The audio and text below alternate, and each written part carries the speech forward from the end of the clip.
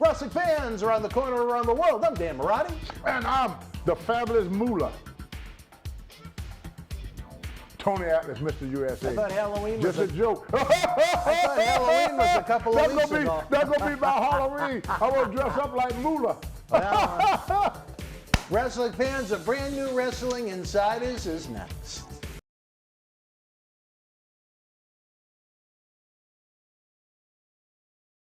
Wrestling fans, we explode into Christmas for the 9th annual Paul Bearer Holiday Headlocks Toy Drive Cyber Fan Fest. A human sea of superstar guests have come to MWF Studios for live interviews, tributes, and virtual autograph signings. The good news is, if you miss these superstar signings, we have individual autograph photos available as well as all-inclusive VIP packages throughout the season. If you want them for yourself or to give as a holiday gift for Christmas, get the order in by December the 19th. On Christmas night, we'll reveal the winner of the massive Christmas Week Mega Raffle, where one lucky fan wins an entire jackpot of prizes, again, to benefit the Paul Bearer Holiday Headlocks Toy Drive. 2020 has been a brutal year for the economy, as well as our toy drive efforts.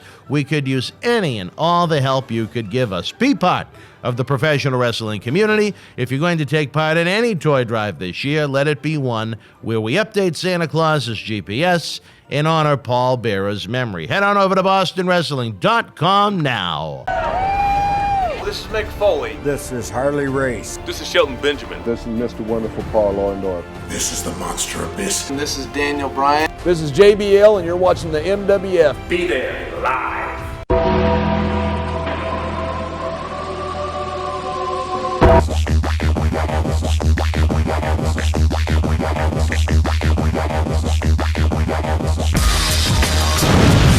All right, wrestling fans, Tony's full of jokes and he's full of a lot of other things. Welcome to another Tuesday edition of our show. Tony, we hope you're well. Well, thank you very much, Dan. I'm the same to you. We continue to inch closer to the magical holiday time of the year, Tony. I can smell the turkey now. I love my turkey every year that I have with a little hot bread and broccoli with a lot of pepper on it. That's my favorite Thanksgiving type meal with maybe a chocolate pie for dessert. No. Now, what is you the... got to have that sweet potato pie.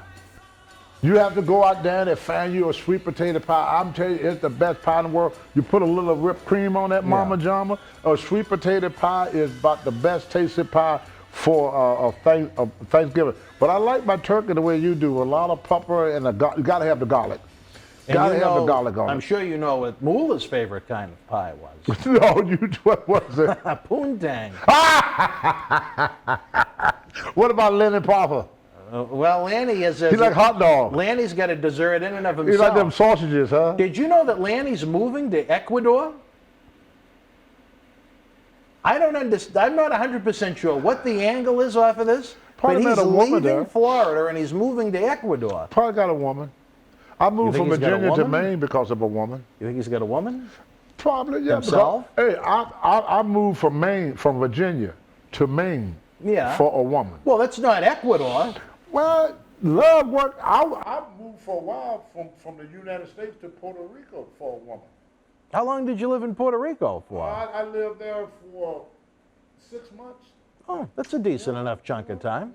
For 6 months. Yeah. All right. Well, Tony, again, we love the holiday season, the Paul Bearer Holiday Headlocks Toy Drive, baby. Those announcements are coming. There's going to be graphics all over this screen. We're talking Patreon. We're talking eBay. It's time to get those Christmas presents, baby. It's time to get the commission drawings from this man. A gift that keeps on giving for life somewhere in your home. An 18 by 24-inch drawing from the artist known as Mr. USA, Tony Atlas. We got 3 brand new talk shows a week with Tony, Marty, and John Cena Sr. We have all kinds of other bonus guests. Survivor Series weekend, Vicky Guerrero is going to be with us. Excuse me? Her feet too small. Well, Vicky Guerrero was ready to stomp you with her foot when you almost kicked over Eddie Guerrero's painting at WrestleCon.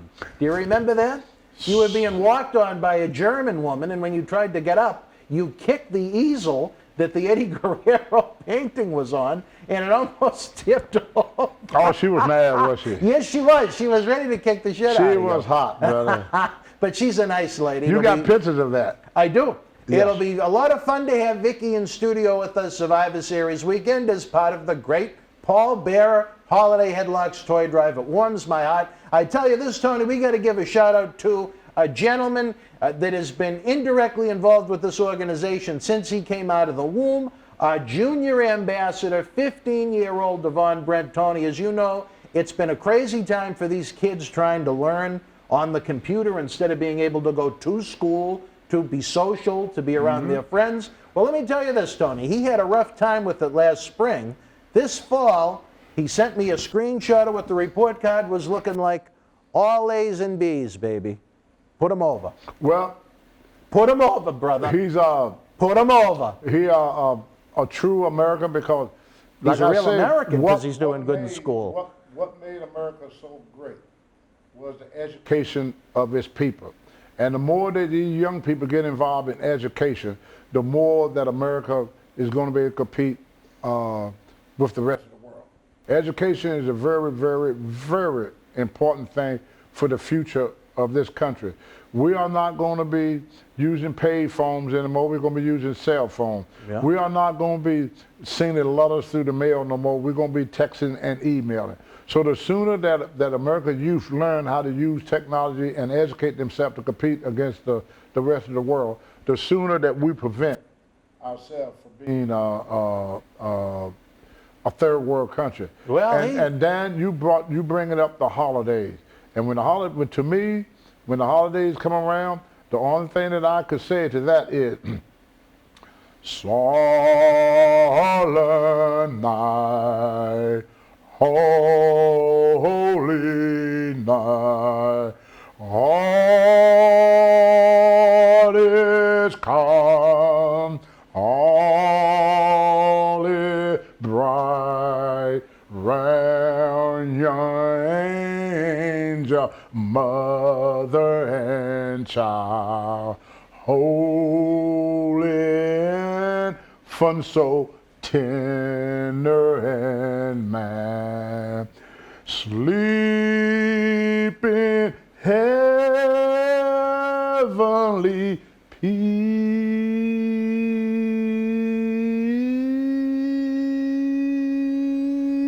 Now, do you think... Sleep in heavenly peace. Thank you very much. Do you Thank you very much. Thank you very much. Don't forget to tip the bartender.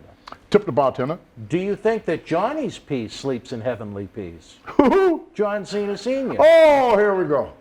Now, do you think that kind of serenading music, do you think that calms Lanny before he does his Oh, work? it got worse. Do you think maybe Lanny listens to maybe a little Barry White? What do you think gets him going? Lay your head upon my Oh my God, pillow. this is getting ridiculous already, folks.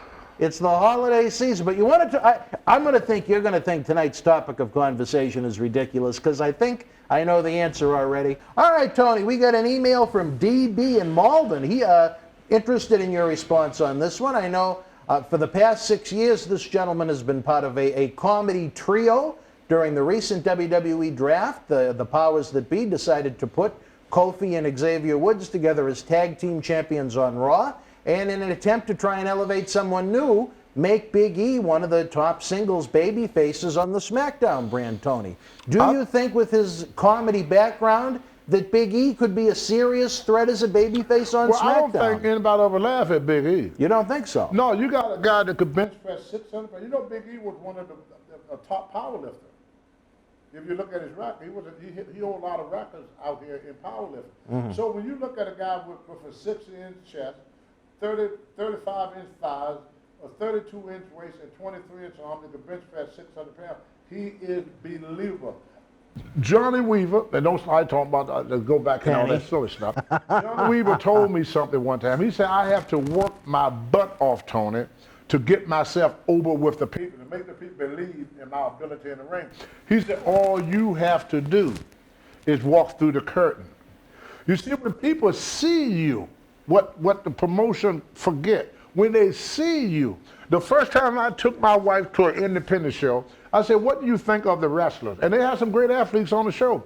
She said, I could whoop half of them guys. And my wife was in her 50s when she said that. People are not blind. Right. That's what these promoters, I don't care how much you push somebody. When they see some guy come up with a little spinning leg, a little buggy whoop arms, and the guy sitting in the audience said, oh, I could whoop him. But how many guys you think sitting there in the audience that think that they could whoop Big E? You have to, with Undertaker, when he come down through that ring, what made Undertaker so believable to the people? Because you look at this 6'7", 300-pound man, and not one thought go to your head that you could beat the Undertaker. John Cena, when he come through that rope, not one thought go to your head that you could whoop John Cena or Mark Henry. Believability is what I always say is missing in this business. They always pushing these little guys, but then you take these little guys. One time, Jerry Lauder, I was working for Jerry the King Lauder, and they had this rapper called Dundee. Bill Dundee. Bill Dundee. Well, what, he like 5'6"? To be generous. Yeah, 5'5", To 5'6". be generous. Yeah. Yeah. So Jerry the King Lauder, I never forgot that. If Jerry listens, he's gonna laugh when he hear this. He told Jimmy Hart, the mouth of the South, he said, tell Dundee, don't sign autograph on the floor. Tell him to stand up on the steps. So when people look at him, they look up to him. He said, when people look down on you, you feel less than them. So that's why I like Costa. He's a hell of an athlete. But when you meet him in person, you can't put him in person. Like when Hulk Hogan was champion, they took Hulk Hogan and they put him among the crowd. Because everybody, wow, look at Hogan, wow, look at that, wow, look at this, wow, look at that.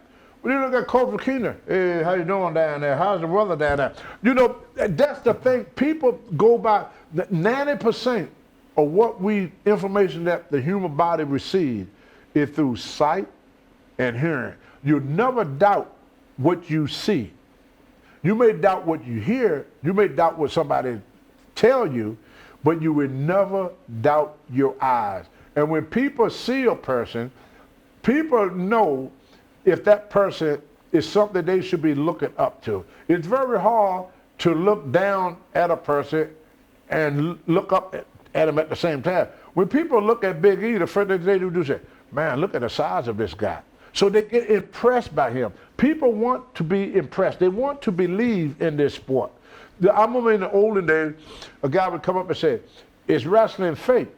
And if you say no, he would argue with you. If you say no. If you say yes, and I tried this with Johnny, we were talking about that. He said, if you say yes, they started defending it. One time a guy said, is wrestling fake? And I said, yes. God said, well, not all of it, because I remember Blackjack Mothergun hitting Wahoo McDaniels in the head with that chair. It was that little part that Mothergun did with Blackjack that made this guy a believer. Well, and for so long, we've been trying to push things that is hard for the people to believe. Prime example, not to pick on him, CM Punk, he proved my point. The people saw for years what he was really like. And finally, he got a chance to show what he was really like. In UFC. The UFC, that he ain't what he pretended to be. And so just by him doing that, he hurt the business, believe it or not. Because people are saying he got into a real match for once in his life. And that's what happened when you take a guy that put him in a spot where he had no business being in. And then all of a sudden something happened where he had to prove that he's what? No, wait. That he right now. That he is what it is. Oh, that's my wife. My wife is calling me from the hospital, so we're going to be taping. Hi, honey pie. Hello. Hi, Monica. Hello, Tony. Finally we get you. Yeah, we did. Right now, I'm doing an interview about wrestling, baby. He's doing an interview about wrestling. Yeah, Monica, don't involve other people. Let me talk to you, okay? Yes, okay. Yeah, because we're on the computer now trying to sell my drones and stuff, and we doing an interview, and they asked me about all these WWE wrestlers and everything. So I got a tape on me, and everybody is listening to everything we say all over the world. How many places we go into, Dan? 17 countries. 17 countries are listening to you right now. 17 countries. Yeah, it's listening to everything you say to me right now. That's the word, right? Yeah. So I won't be able to talk to you long, sugar, okay? Huh? I said I won't I'm be. getting, What you getting ready to do? I'm trying to get ready for the outside world. Monica, you should be getting ready for bed, sugar. It's after 7 o'clock. Oh, yeah. I am in bed. Are you? Well, I won't be able to talk to you. Phone on my ear. Honey, I'm working now, so I might be able to talk to you any longer. I hate to do this, but I will talk to you all day tomorrow, okay? Okay, So- okay. Okay, and I'm so glad that you was able to get a hold of me. Ain't you happy about that? I have persistent. You are persistent, ain't you? For sure. Yeah. Well, I love you with everything in me. You hear me? Yeah, I love you too, otherwise I wouldn't be on the phone that long. Oh, I know that. Oh, you rascal, you. You know you're a rascal, don't you? I know that. Okay. Well, I love you, baby, but I have to get back to work, okay? Okay. How long you gonna be up? I can call you back around 9 o'clock in 2 hours if you want me to. Yeah, that would be perfect. But make sure they leave the phone close to you, okay? Yeah, I got it right side to the Yeah, because I gotta drive back home. I gotta drive back home pretty soon. So on my way driving back home, I will call you and we could talk a little bit, okay? Okay. Yeah, I'm about 40 minutes from the house. Oh, not 4 hours. No, honey, not 4 hours. I'm about 40 minutes from the house. So I call you when I get in the car and start driving home. I don't get off work until 9 o'clock, okay? Okay. All right, then we could talk a little bit before you go nighty night. Yes, I cannot go nighty night without you. Okay, sugar pie. I love you. Love you here too. Okay, sugar. I'll talk to you in 2 hours. Okay. So try to stay awake from me. Try to stay awake from me, okay, honey? Awake for you? You can't talk to me when you sleep. I gotta run, baby. Love you. But I love you too. If you keep it up, I'm probably going to talk in my sleep. But don't do that. But I gotta run, sugar pie, okay? Okay. All right. Good. I'll talk to you in a couple hours before you go to sleep. Okay. All right. Bye-bye. Bye-bye. Good night. Good night, sugar. So, fans. Well, there you have it. You never know who we're going to hear from here on Wrestling No, Insiders. even though me and Dan was talking, my wife a year and 2 months ago, she had a stroke, and right now she's in the hospital. So Dan, I want to thank Dan and Boston Wrestling for allowing me that opportunity. Oh, because please. with a stroke victim, when they call and you don't answer, then they started thinking all type of crazy things, and That's she more think important than any of these right, talk and shows. she gonna Much think that I more left her, important. that I deserted her, and she would get all upset. Then the nurse would call me and say, "Will you could please talk to Monica?" So every time she calls, I have to answer the phone. And Dan, That's being the man priority that he one. is, he's patient. But anyway, getting back to I had to a question Big E. for you. See, people Wait, is hold on looking- one sec before we go to Okay. Big E, because I don't know if this person will ever come up again. Almost the polar opposite of Big. Bill Dundee, did you actually wrestle him down in Memphis? I don't know. No, Jerry. I don't know for sure, but I'm pretty sure that Jerry never put Bill Dundee against me. There would have been too much of a discrepancy. Well, not only that, it was just the way I were. Mm-hmm. I was picking up 300-pound men on my head. So this guy here, Little fella. yeah, He had a little Wes Simcoe in right, him. and it would have hurt the business. They have in the older days they paired the wrestlers up. You see, first of all, they would never put a 280-pound guy against a guy his size. Remember, they used to have what they call light heavyweight. Yeah. See, so Dip Bim, he was always in the light heavyweight division. So I would never wrestle anybody in my day under 230. Anything from 230 under was considered a light heavyweight. Do you think they should have kept it that way? Yes. Yeah, I agree. Remember with they used you. to have a light heavyweight Yeah. title? Oh, yeah. Remember that? Yeah. And then it was more believable then. Credibility. But when you put, what's the guy to go, yes. Daniel Bryan. Daniel Bryan against a Big Show, even though Daniel Bryan in real life, we both know is a pretty rugged guy Sure. in real life. But to people, when they see that, it's hard for them to believe that it's for real. And I think that the WWE did it because they want to get away from the idea that this is a sport, that this is entertainment. And turn it into a joke almost. But there's an old thing that the old timers used to tell us: never insult the people's intelligence. That's why the house shows started to fall. That's why a lot of things started to fall. Because they do too much to insult the people's intelligence. Okay? Well, and look at it like this, Tony, and I hate to say it because, again, I think Kofi Kingston is one of the great athletes in WWE Yeah, history. but you They can't put him gave him against that everybody attempt now. last year to make him the world champion. Yeah. They put, at the other time, they put the Raw championship on Seth Rollins. They Yeah. made Becky Lynch the man and gave her both women's championships. And business absolutely plummeted for the company in 2019. Yeah. A lot of that could be attributed to poor creative, but at the end of the day, the fans, as much as they wanted to rally behind Kofi, see him get that WrestleMania They main couldn't event, do it. once he had the title, they didn't go crazy trying to spend money. They looked at him. Well, Their eyes. again, he is one of the great athletes in It the don't history of matter. that company. They're not I blind. love to watch Kofi wrestle. Brother, you only watch him on TV.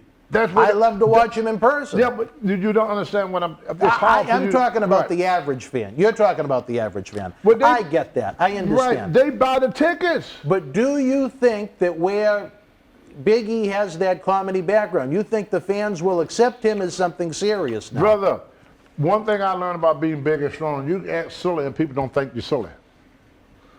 So you think it just takes a You little could bit be of silly when you're big. You can't do it when you're small.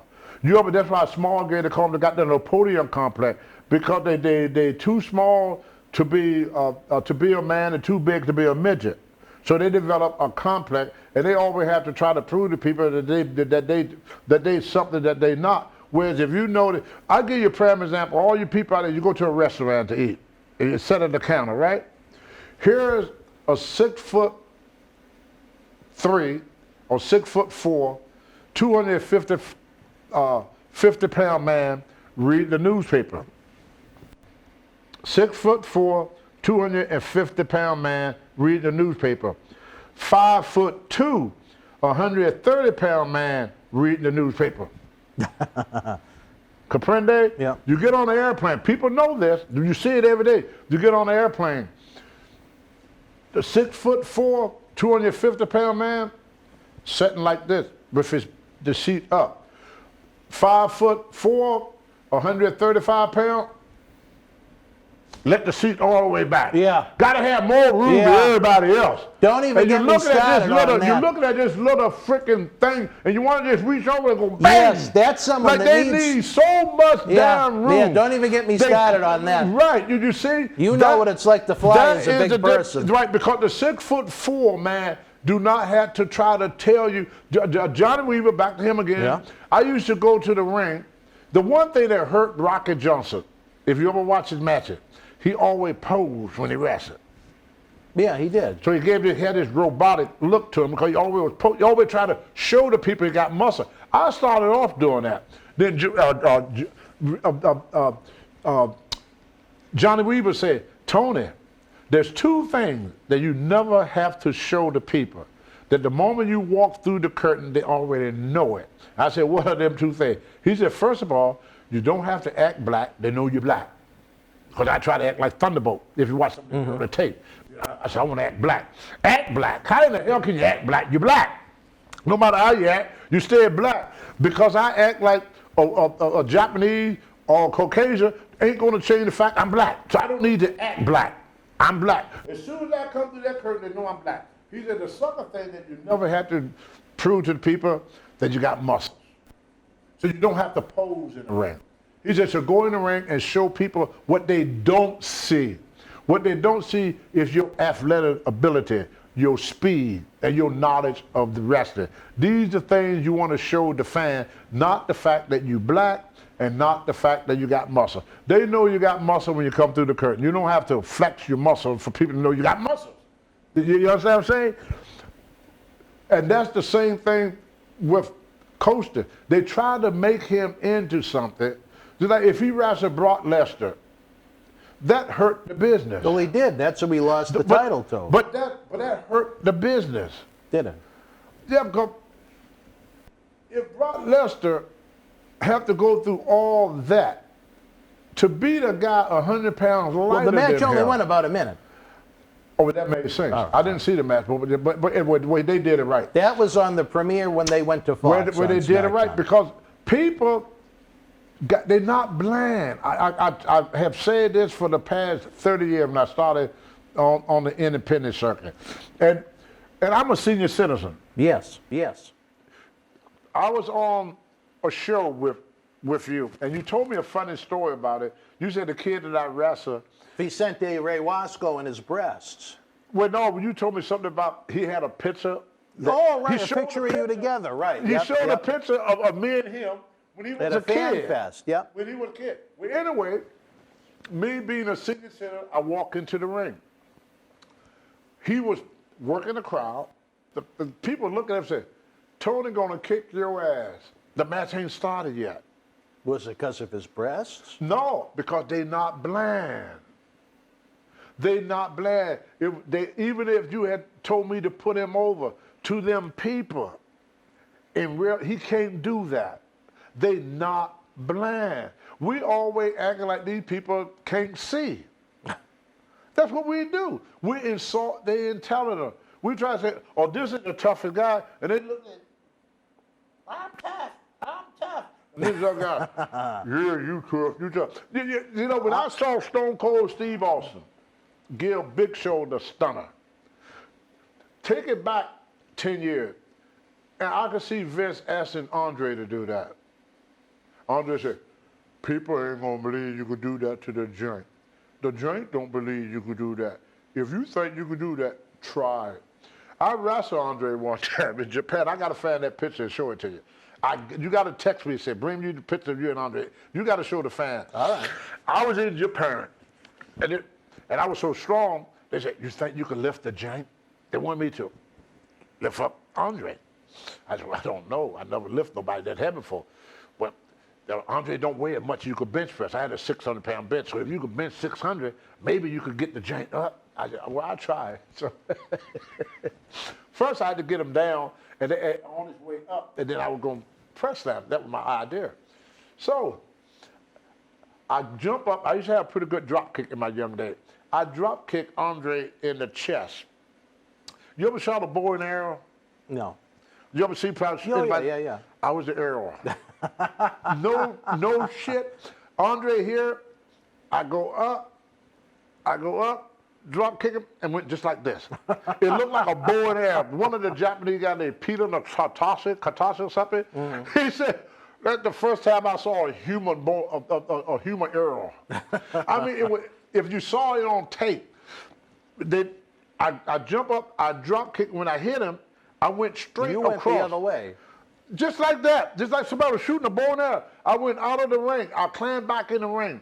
Andre took them giant hand and reached over the ring, grabbed me by the head, just like what is that steam shovel that picks up things, that grabs things and pick it up? In construction. He grabbed me by the head like this and picked me up off the ground just like this. He turned my head towards him and said, don't do that no more. And threw me into the ring, gave me that big butt. Now, people didn't know when Andre hit me with that butt, it felt like a car hit you. Really? It felt like a car hit you. I thought I was hit by a car. Knocked all the breath out of me. I puked all over myself. I lost my lunch. Andre set that big butt on my chest. I thought he crushed my rib. We got back to the back of the dressing room. Andre said, you want the joint to take bump for you. Joint don't take bump. People don't believe it. That's why he tried to teach you a lesson. Because people came to the wrestling show to have something to believe in. They want to leave the real world and go into the fantasy world. One of the things, and I'm sure everybody out here would tell you the same thing. I saw this movie, and I love this movie. I can't watch it no more because of what they did. Called The Gladiator. You ever seen that movie? You never saw Gladiator? Oh man, what a freaking movie this was. But anyway, they had this scene where he was fighting these tigers in the arena. Tigers? Tigers, yeah. Okay. and Lanyards and Taggers. Well, and no, he's in there. yeah, and he was fighting them, right? Yeah. Then about a year or so after the movie came out, they show how they did it. I never wanted to see it again. People didn't want to know. That's what people did not want to know. And so he been experimenting with people, playing with people intelligent because they was already hooked. But after a while, every addict gets sober. All right, If you keep giving him bad dope, eventually he stopped becoming an addict because he can't get the good dope no more. You see, my day, we gave them the good dope. That's why they became addicts in the first place. But now Vince had developed new addicts, but he's not giving them the same drug that we gave them. So it's a lot harder for them to get stoned, to get hooked. They're not hooked no more. And what Vince did, he opened up the door for UFC. Mm-hmm. He opened the door for Coley Road. That's why Coley's doing so well, because they looking for something they could believe in. They didn't want to know how the movie was made. They didn't want to know how you put on your makeup. They did not want to know how the man turned into the werewolf. It took the fantasy away. You know, when they show how they put on the makeup inch by inch, and then when you watch the movie, you ain't scared no more, because now you know how they put the makeup on. You know how he changed for being the werewolf. It's just like an old time wrestler told me, Klondike Bill. He said, I already remember this, Tony. Wrestling is like being a musician. He said, we all know when they pull the ribbon out the hat, we all know it's a trick. Mm-hmm. But as long as we don't know how they do the trick, we're going to watch that trick every day, because people used to come to wrestling in those days not for the entertainment, but came for the believability and to see if they could catch you. See if they could catch you. Once they catch you, once people know how you do the trick, they are no longer interested in the trick because they know how it's done. Well, the same thing in wrestling. Once you expose how things is done, people lose interest in how it's done because now they know how it's done. But as long as they don't know how it's done, they're always going to be enthused by it. Man, did you see that? How in the hell did he do that? How? And people do that. They would even say it. How in the hell did he do that? Man, do it again. They tell you do it again. So you do it again, they don't catch you. Then they want to see it again. You ever notice? But if they catch you doing it the first time, like remember they put that little seed on the ground, and then they take the cups and put it over top of it, and they move the cups around, and you pick it, and you pick the wrong cup, why you don't walk away from the table? You want to see how it's done. And you keep losing your money. They do the same trick, but you don't see it. So the next day you come back, you try it again. You try it again. You try it again. Because you can't figure out how in the hell they do it. Curiosity is a part of a human being. And Vince took away the curiosity. The movie industry is hurting for that same reason. They do a movie, people are very, very impressed in what they see, but then they explain how it was done. Now, the excitement is over. All right, Tony, well, we have a live episode coming up in just a few minutes, but we're running short on time now. I think I have... Does that make any sense? You make a lot of sense, okay. But I want to add in a couple of questions now. We don't have time to tape another episode between now and when we go live. Two questions. Number one, again, I think a lot of him is a human being. He was a great athlete here in the MWF, a great person to deal with. He's helped with some of our fundraising endeavors. I think he's one of the great athletes in WWE history. What could WWE have done in 2019 for Kofi Kingston to have a successful run as the WWE champion? Is there anything? You hit the nail on the head. What's that? They should bring back the light heavyweight title. You hit the nail on the head. Well, that was an earlier conversation. Yeah, but still. But I'm saying last year in 2019, I understand that. Leaving WrestleMania 35 in New York in front of 80,000 people, is there anything WWE could have done to make that run successful for Kofi? Yes. And what's that? Before, they should have never, first of all, they should have created another leg before they put the belt on him. Another leg? And, another like what would you say? 3 of them? Like a light heavyweight championship. Well, they have a light heavyweight championship. I've never seen it. Nobody's seen it. Well, they don't do much with it. It's like the Intercontinental Champion. Who in the hell is the Intercontinental Champion now? See, you have to create something that they could fit into. You just can't take a size 10 foot and try to shove it into a size 8 shoe. You have to find somebody that wears a size 8. My question is there anything they could have done to make him successful as WWE champion? I just not as heavyweight champion. No. It's kind of like how in the hell you gonna take Andre the Giant and make him a midget champion? You can't do it with a big guy no more. You can do it with a little guy. Common sense. Well, I'm just asking a Hall of Fame opinion. You can't call somebody a heavyweight that's not a heavyweight. Do you think if he was presented more seriously instead of a comedy it's the act, size. it was the size? It's the size. The You're saying size, something to the people, but the eyes is showing them a lightweight, and you saying heavyweight. How can I call you fat when you skinny? How can I call you skinny when you fat?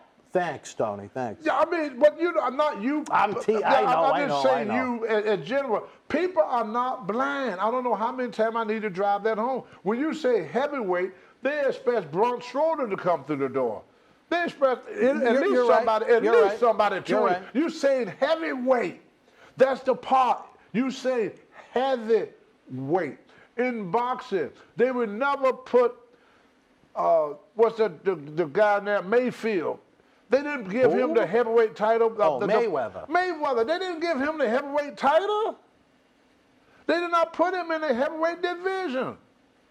He didn't fight heavyweight. So you don't think WWE did Kofi any favors? No, because they was insulting the people intelligent. I think that whole thing was because maybe probably, I don't know, I'm just guessing, some freaking black group started getting them on their butt about mistreating black wrestlers.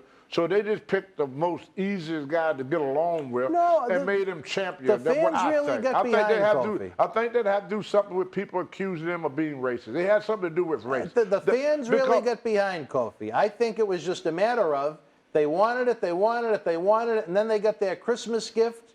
They opened it up Christmas morning, and all of a sudden it is. No. No? All right, well, we disagree, that's all. Well, yes, we disagree because, see, you telling the people something. Okay, let's say you own a store. Yeah. You own a store. And the best pickup trucks in America. We got the best pickup trucks in America. 4x4 pickup trucks. Okay. I mean, oh, wow. Fantastic. I want to see the big, 2021 pickup trucks. Okay? I walk back in the back. You got little Volkswagens. But you advertising. You're disappointed. You advertising 4x4 pickups. They advertise heavyweight. Heavyweight. All right. No, I understand the point. I understand the point of view. In everything, see, right from the get-go, the people feel like it's kind of like you buy a bag of potato chips like this. Yeah. You open a potato chip, all the air come out, and that bag all of a sudden There's not as many chips on the inside. Wait a minute, it's a half a bag of potato chip. Maybe and that's what Vince did. He gave him a bag of potato chip like this, and they opened the bag and found out it had that much potato chip. It's a term that is so hard for you to understand the fans. See, I'm talking from the fan point of view. As a salesman, you have to give the people what you're selling. You can't sell a pig in a poke. You ever hear that term? No. You ever hear a pig in a poke? I've never heard of a pig in a poke. No. Well, this is what it was about. Back in Europe, back in the 1600s, 1700s, people was poor. So what they do, there was a lot of cats that ran around the street, street cats. Because everybody they was poor, so they didn't want to feed the cats. So a lot of people had cats, they put them out in the street. So these people would go get a cat and put them in a poke or bag or sack, tie it. And the guy would say, hey, I got this baby pig. So the guy would give him 5 cents or 10 cents, what do you want for that pig? He takes it home. He said, but don't open the bag. He would get out, he's gonna run home. Don't open till he get home. So the guy go home. That is true now. It's not make-believe. You look all this up yourself. And they opened up, instead of having a pig, they had a cat. That's why I said, never buy a pig in a poke. In other words, what that means, a guy is advertising one thing, but then when you open the bag, you got another thing. That's why I use the example about the potato chip. You see this big, huge bag of potato chip in the grocery store, and you think you got a lot of potato chip. And you found out you got the same amount of potato chip in this big bag that you got in a little bag. So you would have came out better instead of paying $4 for this big bag. If you had bought $1.49 bag, you would have got the same amount of potato chips. So now people get angry about that. And when you say this is our heavyweight, and then a guy not even 200 pounds come out as your heavyweight champion. That's where the problem. He's a great athlete. They just try to push him for the wrong thing. He looked like, when they be putting him as a heavyweight, it's kind of like taking a 150-pound man and buy him a suit of clothes that's going to fit a 300-pound man. How did he look in that suit? All right. Well, Tony, we're running out of time here. One quick question. I want you to take on ring the role. Psychology, we used to call it. I want you to take on the role of Ellen Damsky in her crystal ball. Beyond the fellatio aspect of it, let's say it's October, November of 2021. Where do you think Big E will fit into the picture? Do you think Big E? Do you think Big E at that point will be someone that could be looked at as a possible world champion? Do you think that maybe the experiment will fail? How do you think Big E will do over the next year, real quick before we go? I think he'll do great. You think Big E's going to have a big run? Look how that man move. All right. He moved like Kofi, but he looks the part. You believe in Big E? People, the fans do. That's the important part. See, what I believe is unimportant. What the promoter believes is unimportant. What the wrestler believes is unimportant. Here's the reason why. They don't buy tickets. Anybody that don't buy a ticket, who give a shit what they think? They ain't buying no tickets. Ain't one wrestler in the world gonna buy a wrestling ticket. You know, ain't one promoter in the world gonna buy a wrestling. The fans are gonna buy the ticket. And in America, Americans are getting tired of being bullshitted. I mean, it started when we was kids, when they told it was a Santa Claus. And then all of a sudden, by the time you reach 10 or 12, you found out ain't no damn Santa Claus, no Tooth Fairy, no Easter Bunny. So that's your first letdown. And then you grew up in life, and you get these, not to get into politics, you get these politicians, and they feed you all this crap about what they're going to do for the country, and then 4 years later, nothing changed. It's all this bull crap. And we just getting, the American people are getting tired of being fed a lot of bull crap and being a pig in a poke. We, for once, like to get what we paid for. If you got the call, would you go back to manage them? If I get the call, I go back to putting up the ring. Are you nuts? As broke as my ass is, Vince could hire me to shine his shoes every week. And you'd go down to Stanford. I get on TV. You know, I hope I don't gross people out. I had an idea, and I wanted to do it so freaking bad. I wanted to do this so bad. And I told some guys about it in the dressing room. You remember when Vince had that Kiss Your Ass Club? Yes. Everybody act like they didn't want to do it. Picture this.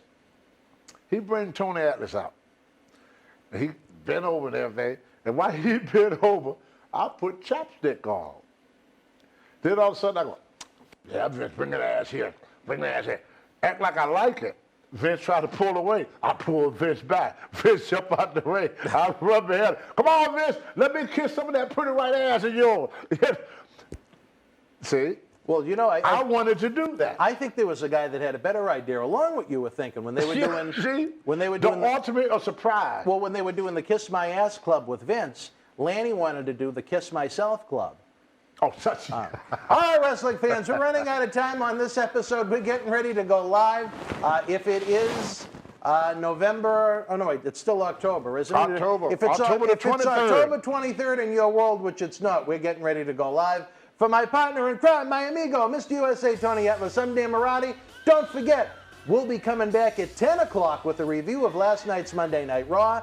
Thursday night, Marty Jannetty will be here at 9 with the No Holds sex, drugs, and rock and roll look at the world of 80s and 90s wrestling, followed by an AEW NXT review for a doubleheader Thursday. And then, when SmackDown is all said and done Friday night, the Thunderdome that matters, the one on John Cena Sr.'s head, is back. Wrestling Inside is Fabulous Friday. Don't forget, all November and December, the Paul Bearer Holiday Headlocks Toy Drive is coming. We have some big new superstars coming to the studio. For Tony Atlas, Dan Marty, check in on the social media. Until we speak again, folks, you and yours be well. More important, stay healthy. Good night. See, Dad, you didn't really think about it.